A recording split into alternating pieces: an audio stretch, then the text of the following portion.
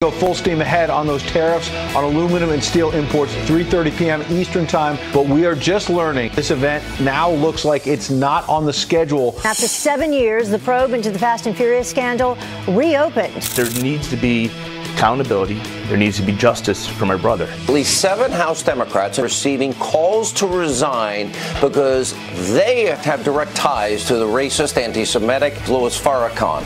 We're trying to have a DACA victory for everybody, by the way, and the Democrats are nowhere to be found. They're nowhere to be found.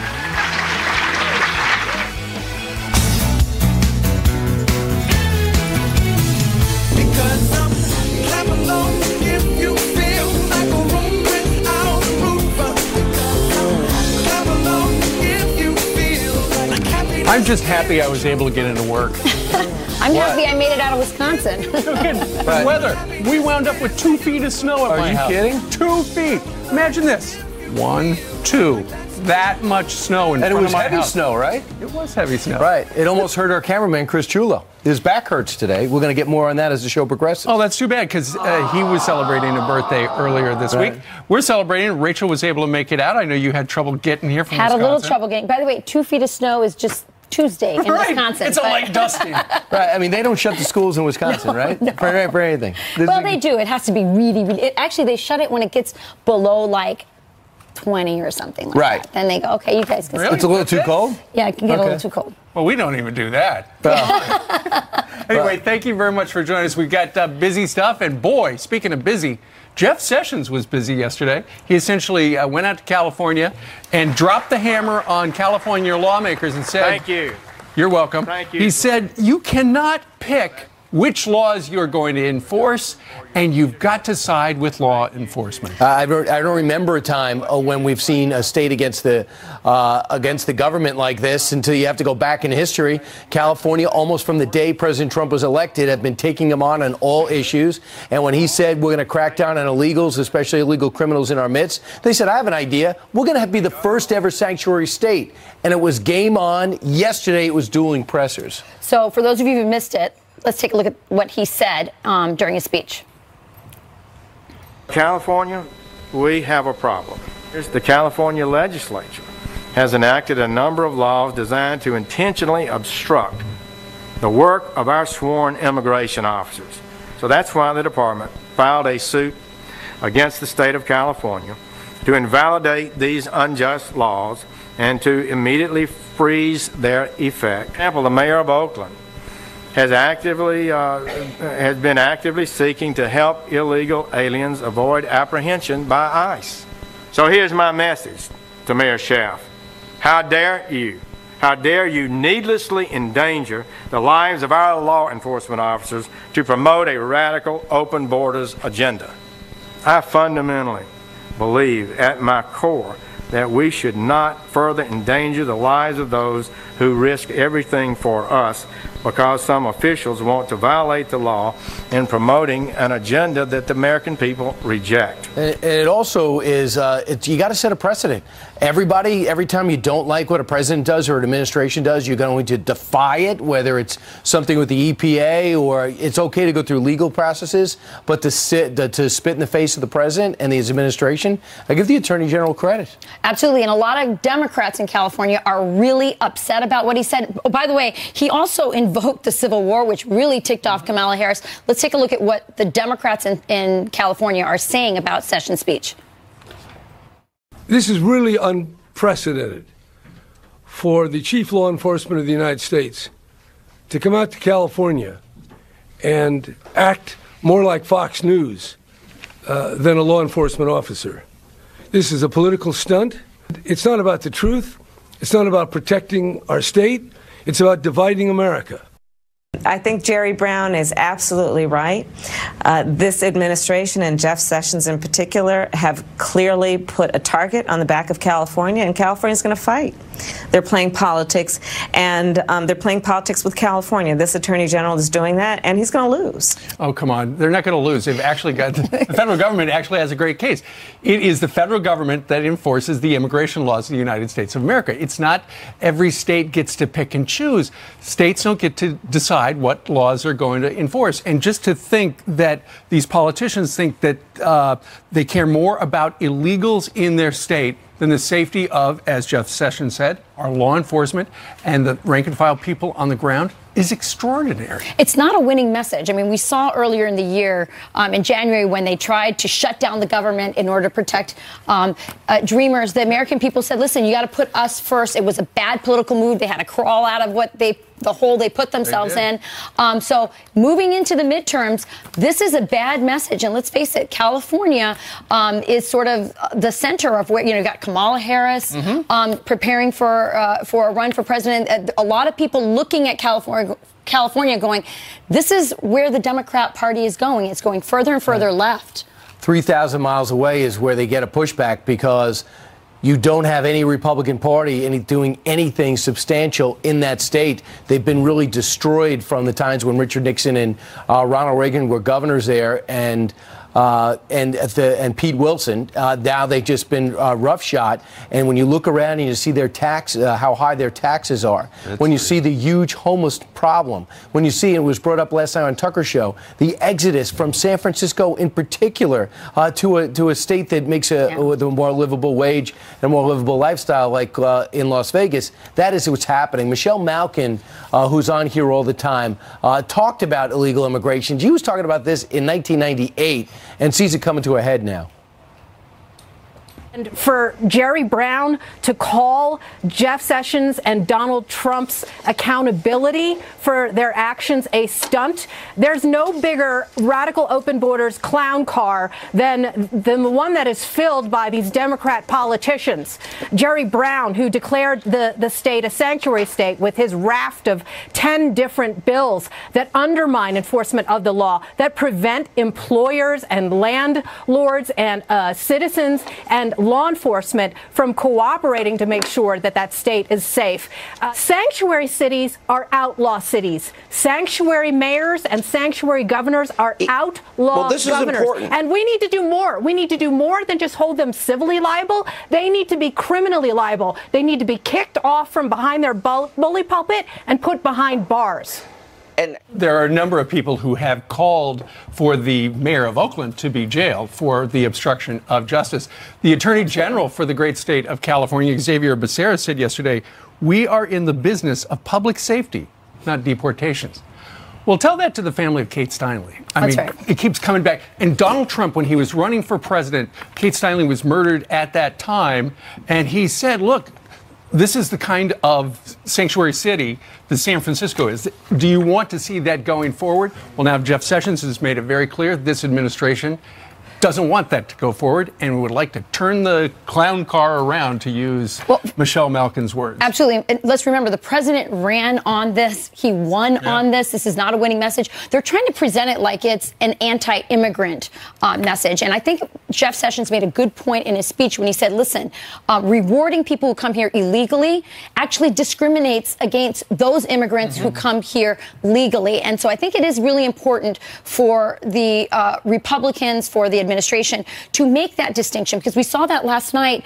Jorge Ramos was on saying, oh, well, immigrants commit less crimes. What he's doing is he's conflating illegal immigrants and legal immigrants to get that number. And it's going to be important for Republicans to make that distinction. We're not anti-immigrant. We're anti-illegal immigrants, and we're prioritizing violent criminal felons who've come here illegally. Tom Homan's going to be on in a little while. He was the one who made news on our show where he just expressed his outrage that mayor would tip off would-be illegals before ICE could act in California, which they're doing despite the fact that the local law enforcement has been told not to cooperate. We said at the beginning Jeff Sessions was busy. Not only was he in California, he also released a statement that said that the Department of Justice has announced that they will finally, after 6 years of legal wrangling, will release the Fast and Furious documents that Eric Holder worked for many years to keep from the American public.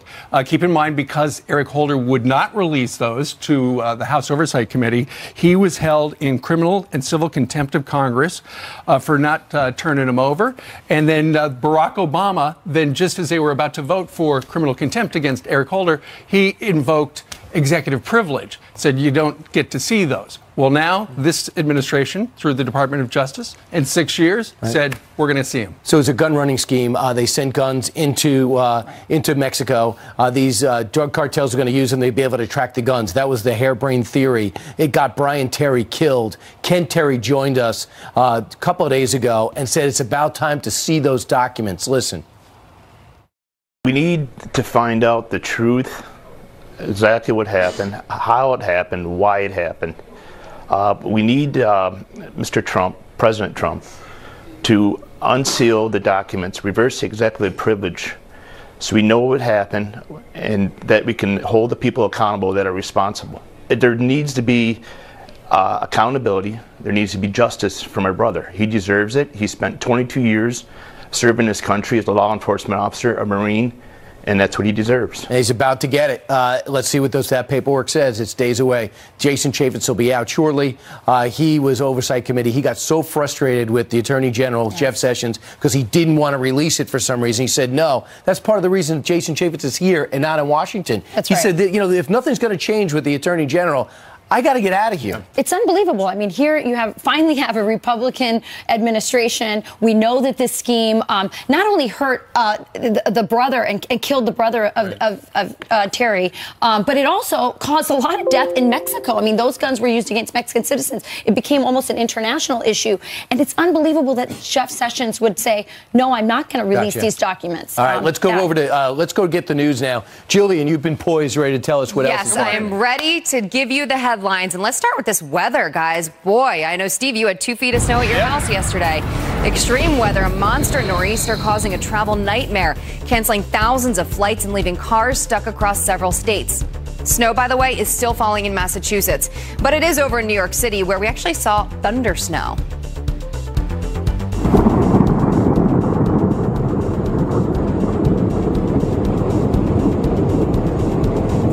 Something, isn't it? In just a few minutes, we'll talk to Janice Dean, who's tracking yet another possible storm. The collision of the USS John McCain that left 10 sailors dead was caused by a sudden turn. A brand new report by the Singapore government reveals the turn sent the American warship into the path of an oil tanker following a series of missteps at the controls back in August. Just weeks before that, the USS Fitzgerald crashed off the coast of Japan, killing 7 sailors. The commanding officers of both ships are facing criminal charges. The president is expected to sign off on steel and aluminum tariffs this week, but Press Secretary Sarah Sanders says they are still working out the details. We expect that the president will sign something by the end of the week, and there are potential carve-outs for Mexico and Canada based on national security and possibly other countries as well. More than 100 Republican House members have sent a letter to the president asking him to reconsider his plan. That's a look at your headlines, guys. I will send it back to you. Thank you very much. They thought it might be 3:30 today, but apparently that's not going to happen. Yep.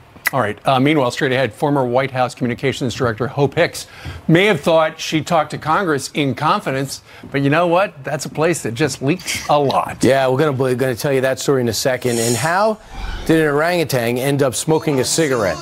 That story, but the story behind this is absolutely insane. We put our best person on it.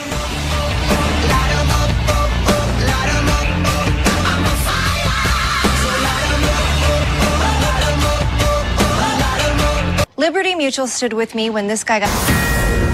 All right, a Fox News alert now, and it's not good. We are learning the police officers shot in Missouri were sent to an address that did not match the initial 911 call's location. When they got there, the suspected shooter opened fire, and now there are fears that the officers were indeed ambushed. Clinton police officer Christopher Morton was killed. And it's the latest in what has already been a deadly year for law enforcement. 14 police officers killed so far. So what's happening to this nation here now is a member of Tulsa Department's gang unit and analyst for A&E's Live PD. You see it all the time. Sergeant Sean Larkin joins us live here in New York. Good morning to you, Sergeant. Good morning, guys. What's going on? You know, it's a wide range of things. This is an alarming number for number of officers killed by gunfire so far this year. And it's a wide range of things. They're incidents like this, a 911 call, they're responding to disturbances, they're doing investigations on an auto theft was one of these situations. One of the things that sticks out to me, though, is of the 14 officers killed, or these 14 incidents where officers were killed by gunfire, in 5 of these incidents, multiple officers were actually shot. Yeah. You know, there's no fear about shooting an officer. In fact, I'm stunned to see at this time last year, 5 officers killed. Now we're up to 14. Right. Last year there were 35 killed, which is way too high, but it's half of what 2016 was the last year of President Obama. The tone seems to have changed about the fear and respect, the respect that officers used to have. You know, that is something. I mean, I've been a police officer 21 years, and I can tell you everything from testifying in court to just out on the street and your daily interactions with people, you know, the respect for police officers has changed. And it's scary at times. You know, there were over 57,000 officers assaulted in 2016. You know, that numbers show 25 to 30% of those officers were injured. You know, and that's nearly a record high. That's really too bad, because that's got to affect recruitment as well. President Trump told officers at the FBI National Academy speech that he said, quote, anyone who kills a police officer should get the death penalty. Do you think that would help? I don't know if it would help, but I do agree with it. I will tell you that. You know, if someone purposely kills a police officer, you know, I think if there's anything, you know, the death penalty should be used for, that's definitely one. Well, these are very sobering statistics. Very I would much imagine so. when an officer gets dressed in the morning, the first thing he thinks about is, I got to make sure I put on my vest today. Absolutely. You know, and, you know, as we were talking a few moments ago, in the 1970s, you know, it was averaging over 100 officers a year were killed by gunfire. Luckily, with advances in technology, better medical training by officers, you know, bulletproof vests, that it's a policy for most agencies for officers to wear nowadays. That does keep the number lower. But, you know, any officer killed in the line of duty by gunfire is too many. Absolutely. Sergeant, thank you very much. Thank you very much, guys. Travel safely back to Tulsa. Thank you. All right, and that show is awesome on the weekend. Thank you. I appreciate it. All right, coming up straight ahead, Baltimore has a $130 million budget deficit, but the mayor just bussed thousands of kids to an anti-gun march. And this morning, she's defending her decision. Plus, it's a medical breakthrough. The FDA approving the first at-home test to determine a woman's risk of getting breast cancer. Dr. Nicole Saphier weighs in live next. Morning. And any girl like you deserves a gentleman. Tell me why. Here we go with 2 Fox News alerts. Get ready. First, terrorist techniques targeting passenger planes, now going beyond laptops and tablets that they were looking at. Now the head of the TSA confirming that explosives are being fashioned for smaller items like phone cases. This, according to David Pikashaw, also says that soon his agents will be more visible in areas beyond checkpoints. So it's getting even tougher. And a new warning for travelers. Weeks after a bomb ripped through a ferry in Mexico, leaving 7 Americans hurt, the U.S. Embassy receiving information about a security threat, but not specifying whether it's related to the February blast in Playa del Carmen. U.S. government employees now banned from traveling in the area until further notice. Meanwhile, here's Rachel. Thanks, Brian.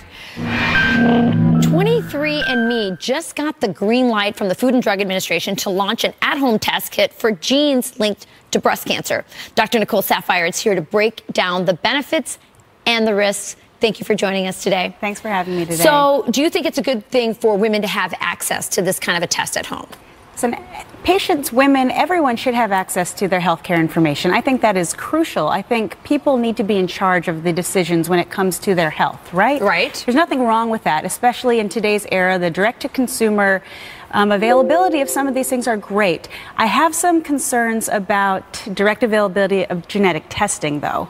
And some of those are, you know, we have wonderful genetic counselors. You know, you get some information. It's not as simple as, oh, you have cancer, you don't have cancer, although that's not simple in itself. But when you are told that you have a genetic mutation that puts you at risk for something else, that's a lot of information, and a lot of people don't necessarily know what to do with that. Right, that's the question, right? I get this information, I have this positive result, which, by the way, I want to mention that the BRCA mutations that are covered or tested in this are like 3 out of like 1,000 different So ones, that's one of the correct? concerns with this specific test that has recently been approved by the FDA. Since it did get approval from the FDA, we know that that is scientifically proven. We know that is accurate in what it's able to do. However, as you mentioned, the 2 genes, BRCA1 and 2, BRCA, they're only testing for 3 mutations when there's over 1,000 mutations. And the 3 mutations that they're testing for are not even the most common ones. So the chance of you getting a positive test result is exceedingly low. And my main concern is you'll get a negative test result and think you're okay, but you actually still have a genetic mutation and you are at a significantly increased risk, and now you are not necessarily doing the appropriate testing.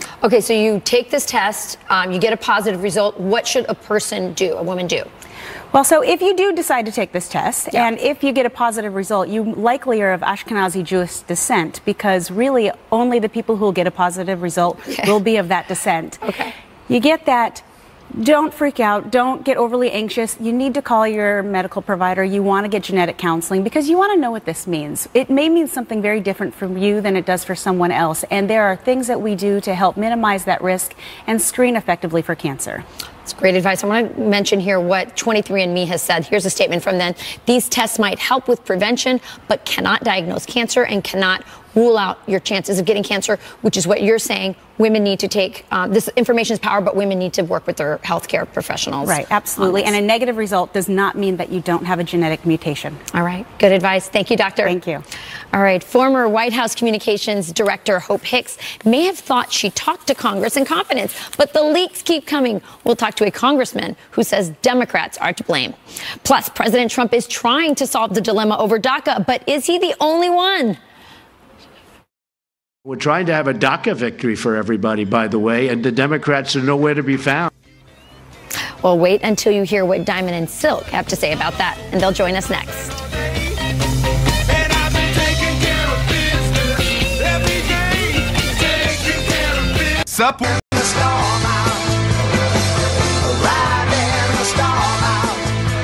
That's me in front of my house last night at 7 o'clock. I had to make a little path out to the driveway where I presumed the driveway guy would be able to plow me out. We got 2 feet of snow.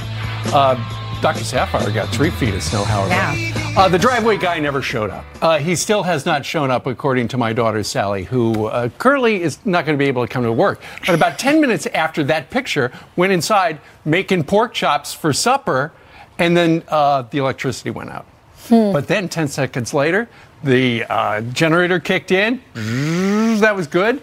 Ran 10 minutes, and then it pooped out again. Wow. Because the snow was so deep, there was no intake on the generator. So I went out, shoveled that out, and then I had to reset it. So, 7:30 at night, you call a plumber, you think they're going to answer? No. Absolutely, he did. Wow. If you ever need a generator, call Mauricio Garcia at All Weather Incorporated in northern New Jersey, because he picked up, he talked me through how to reset the generator. And during a blizzard, do you know where your generator key is? No. It took me a minute, but I did find it. This is the second time this has happened to you. You had this happen when you came home from Florida one time, and you also had someone help you. You're so It's the same guy. The same guy was on the phone. I love that Mauricio. So if you ever need a plumber, you need a new generator, All Weather Incorporated. And that, by the way, Eva, he'll come to if you were in Montana or Texas. He'll show. One time I needed him. I called him. He was actually in Florida. Well, apparently you just need him on the phone. Right. So That's all. By the Talk way, me through it. I'm not sure how Diamond and Silk made it through the snowstorm. Hey, ladies. Yeah, how's it going, ladies? Good. Hey, how you doing? Did you get buried by the snow? It's no snow here. We're in Dallas, Texas. Yeah. That's right. That's right. Okay, thanks for joining us. Kind of in your face a little. A little bit. Hey, you bet. Ladies, what'd you make of we want to play a soundbite, the President of the United States. This week we went past the deadline. 6 months ago, the President said, okay, Congress, we're going to give you 6 months. You got to figure something out. They didn't figure anything out, Congress. And now here's the President talking about how he's ready, but they're apparently not able. Listen. We're trying to have a DACA victory for everybody, by the way, and the Democrats are nowhere to be found. They're nowhere to be found. It's really terrible. We're ready. You know the expression, ready, willing, and able. We're ready, willing, and able. They are nowhere to be found. We have hundreds of people sitting out there, and they're obstructionists. They don't want to approve them. So then we get blamed for not having. It is just a terrible thing. Can we back that wall up a little bit? I mean, the president, I've never seen a speech so close to a wall. But I think the president's saying he's ready, willing, and able. And I don't think anyone's even going to bring this up for a vote. Does that bother you? Well, you know, it should bother the Democrats. The Democrats are somewhere. He asked where were they at? They're somewhere over there with Louis Farrakhan spewing hate. That's right. That's what they're over there talking about, a porn star and alleged prostitute, instead of solving this problem. The Democrats don't want to solve this problem. What they want to do is use these people as a political ploy, just like they used to use black people. That's and right. If the Democrats was concerned about these DACA dreamers, then why did he defer it and not fix it? That's so right. They are not concerned about these dreamers. They're on to something else. All they're talking about is impeachment, or they're talking about they're over there with Louis Farrakhan spewing hate, but they're not about solutions. They're not about solving problems. They are truly the party of obstructionists and destructionists. And the Democrats are doing exactly what they do best. Absolutely nothing. Well, Diamond and Silk, when you said that the Democrats are using them as political props, essentially, is what you're saying. What do you mean by that? How? Well, what I mean is they're never going to fix this problem. But when it's time for an election, they make problems. They give you enough to keep you quiet, but not enough to make a difference. That's right. They make all of these promises, but they do nothing. And the DACA dreamers, don't be upset with Donald Trump. You need to be upset with the Democrats, the ones that's up there spewing hate, the ones that's up there talking about impeachment, but never solving a problem, having pushed one piece of legislation for them or to help them. That's who they need to be looking at. They're being used. We know how it feels, so we're telling them. You bring up such a great point. If I was a dreamer, I would be furious at the Democrats. They're clearly the ones that are blocking a president who wants to make a deal for them. Make them citizens 3 times as many of them citizens. So I want to bring up another topic with you. It's International Women's Day. Now, one of the things that International Women's Day talks about is entrepreneurship.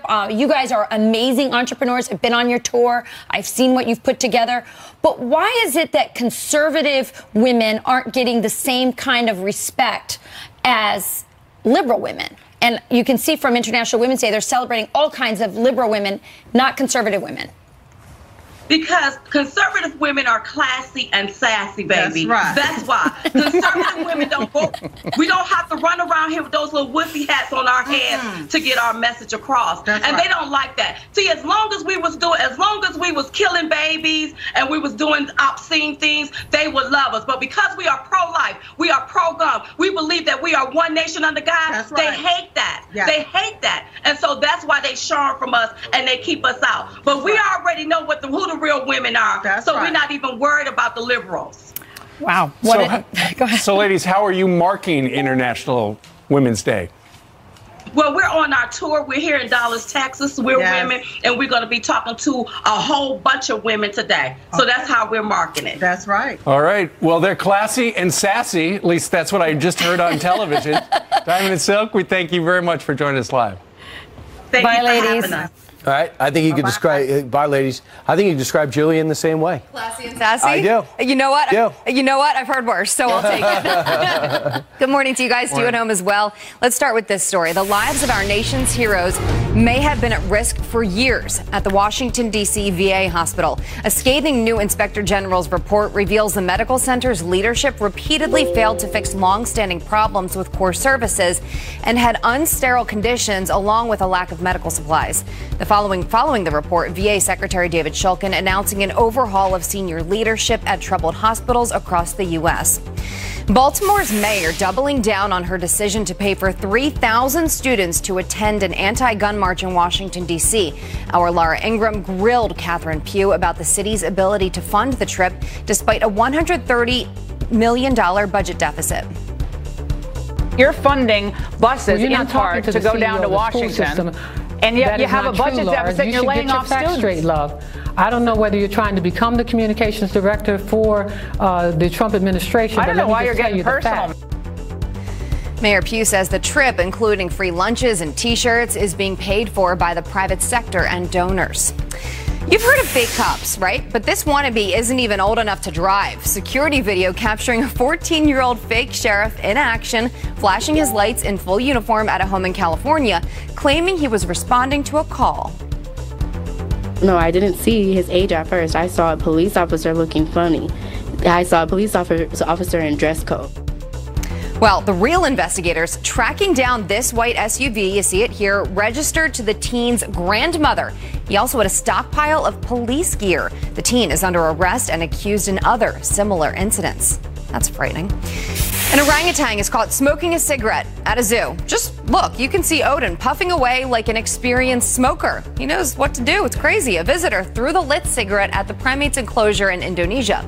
Officials say he likely learned how to smoke from watching humans. Isn't that crazy? Right, especially because not many people are smoking now. You're right. He's out of fashion. He is. Someone should tell him that. Or get him a patch and slowly wean him off the nicotine. Or like one of those e-cigarettes. Maybe he can that's good. try that. I don't know how he loads it. I don't even know really. Do orangutans vape? Well, we'll find out. I don't know. You know what? The judge is coming up next. We'll ask him. We'll ask Is that him? his department? I don't know. He knows everything, though. He went to college. What do you think, And Judge? He's got Nat Geo. He's actually over there. We can't reveal him, but he is. Not yet. Soon. That cackle was his. So was that. One was real, one was not. All right. With the verbal pause, we take a deep breath, and I tell you what's next. Is Special Counsel Mueller going on a fishing trip? ? The judge is here to explain the new ways he's trying to nail the president. ... Do orangutans smoke? The first time I saw it, where the bluegrass grows. We've got some quick Thursday morning headlines for you. First, they say you can't teach an old dog new tricks, but now a new study might back that up. Researchers claim the part of the human brain that hosts memory and learning stops making new cells at age 13. Great. Their discovery goes against the long-held belief that region continually makes new neurons, even in adults. Apparently, that may not be the case. And you may want to think twice when you drink your coffee. Coffee! I need coffee and an IV. I'm going to find coffee. This is a jumbo coffee morning. Excuse me, could we get some coffee, please? Well, neuroscientists say the best time to drink coffee is between 9:30 and 11:30 in the morning when people have typically been awake for a while. That's when your cortisol levels, which control stress, are just right to ensure you're getting the full benefits of the coffee without causing unnecessary stress. They didn't ask us about that study because we are not on the typical hours. Yeah, that wouldn't work for us. Yeah. Meanwhile. The show's almost over. Oh, anyway, sanctuary cities leaders in California are firing back at Jeff Sessions just one day after the DOJ files a lawsuit over border policies.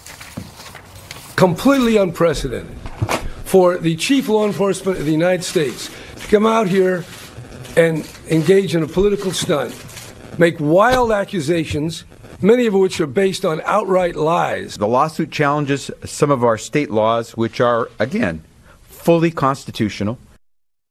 Well, so what can we expect moving forward? Here to weigh in, Fox News senior judicial analyst, Judge Andrew Napolitano. It's California against the United States of America. I got to tell you first, I'm very bitter and disappointed at what Steve just told me. I can't have my espresso until 9:30 this morning. Absolutely. That's crazy. I've been up since 4. Let me check your cortisol. All right, Brian, I missed what you asked me. I'm sorry. He's just working on Let's his just joke. wrap it up. About the orangutan smoking. But what we were just saying is California versus the United States. Yes. So there's 2 statutes in play here. One, I think the federal government will lose the challenge on, and the statute will be upheld. The other is so blatantly unconstitutional it should be thrown out immediately. First statute, the government of California has said to everybody that works for the government, local, county, regional, and state, if ICE comes knocking, you can't lie, but you can't cooperate. You can't hide, but you shouldn't communicate. Typical case. Somebody comes here from another country on a visa. They overstay it. They're here for years. They commit a crime. They get arrested. They're about to be bailed out. ICE says, we'll save you, state of California, the cost of prosecuting this person.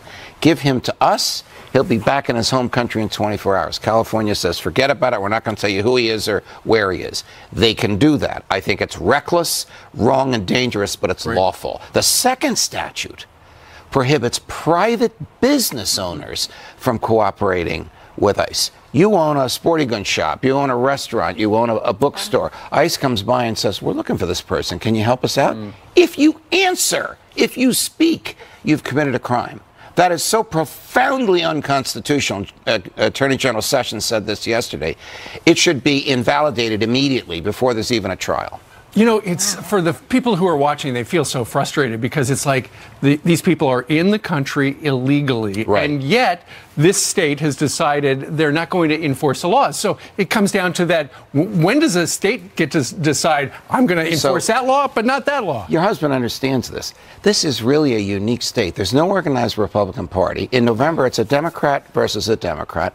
Dianne Feinstein, is she a moderate or a liberal? She's a classic liberal Democrat. She's not far left enough for the Democratic Party of California. These are the people that Jerry Brown and Javier Becerra, the fellow that was standing next to Jerry Brown, former colleague of your husband's, now Attorney General, these are the people that they're trying to please. All right, let's bring up something else with the Mueller investigation. Evidently, this guy, George Nader, he is somebody that was representing the United Arab Emirates, known in the Middle East, and he is being looked at. He's a cooperating witness right now. One of the stories that came out last night, I believe at the Washington Post, was that Eric Prince might have, in a meeting with him off these Indian Seychelles, islands, these islands, came across, also had a chance meeting with some Russian operatives to set up a back channel. But how do you set up a back channel when you're about to be, in a couple of days, you're about to become president?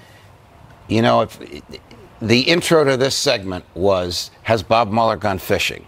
The implication is this a fishing expedition? Right. Right now, he has a treasure trove of 3 new witnesses he never thought he'd have. The loopy Sam Nunberg is now cooperating with him. Right. This guy, George Nader, that none of us ever heard of, and Rick Gates, who's Paul Manafort's right-hand guy for many years, is now a cooperating witness. These are little pieces of the puzzle, little rabbit holes that he's going to go down. He doesn't know what's down there.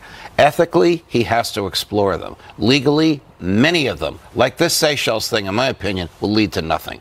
Nothing about the president, nothing about anything illegal. But Mueller is so thorough, he wants to look at all this. I talked to Eric Prince. He's like, I've known this guy for a while, but I was looking to set up business in Iraq with him, and he knew everyone in the Middle East. How could it possibly be a crime for them to have a meal at this place? But Mueller would be subject to a lot of criticism if he looked the other way. So he's got to make some inquiry. Thank you, Judge. Pleasure, Always guys. insightful. All the best. Thank you. All right, Louis Farrakhan is known for saying disgusting stuff like this. Take a look. White folks are going down. And Farrakhan, by God's grace, has pulled the cover off of that satanic Jew. Wow. Now some prominent Dems are being called out for their ties to him. Should they resign? And you're about to meet the Walmart worker who stunned her whole store and now the world with this national anthem performance.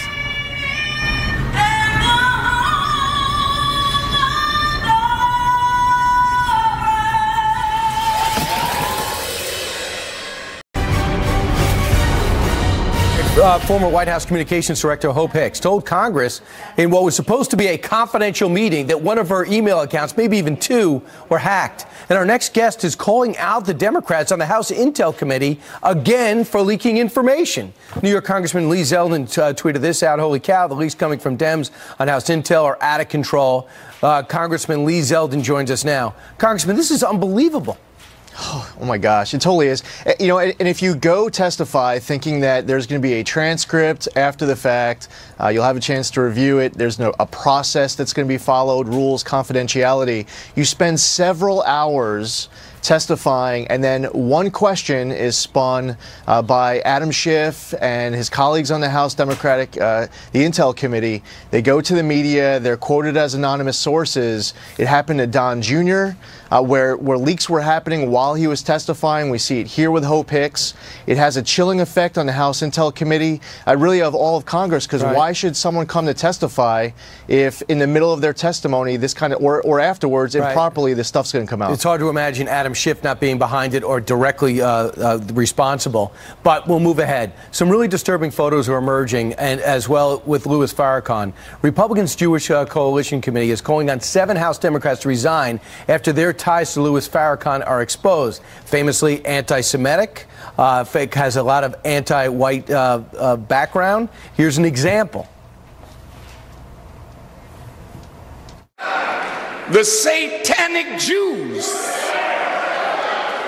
that control everything and mostly everybody. If they are your enemy, then you must be somebody. White folks are going down. And Satan is going down. And Farrakhan, by God's grace, has pulled the cover off of that satanic Jew. So who would say that and who would follow that? Maxine Waters, Barbara Lee, Danny Davis, Andre Carson, Keith Ellison, now leading the DNC, Gregory Meeks, Al Green, all have ties to Farrakhan. What's your reaction? They would throw me so far out of Congress if I sat down with someone like this. It's so hypocritical. Farrakhan's been accurately referred to as the leading anti-Semite in this country. That is absolutely true. He calls Jews the enemy of the people. He says Jews aren't really Jews, that they're actually Satan. He's blamed Jews for 9/11. And it's not just being anti-Semitic. He has targeted race, where he says, what good does it do to have a brilliant head not connected to a black body? So it's disgusting, no place in Congress. They shouldn't be associated with it. They should be disavowing it. But they're not. Congressman Lee Zeldin, thanks so much. Appreciate it. Thanks, Brian. All right, still ahead on our show in 2 more hours. We have Sebastian Gorka coming up live. The former chairman of Oversight Committee, Jason Chaffetz, got a lot to weigh in on as it comes to Fast and Furious. And Thomas Homan, California versus the U.S.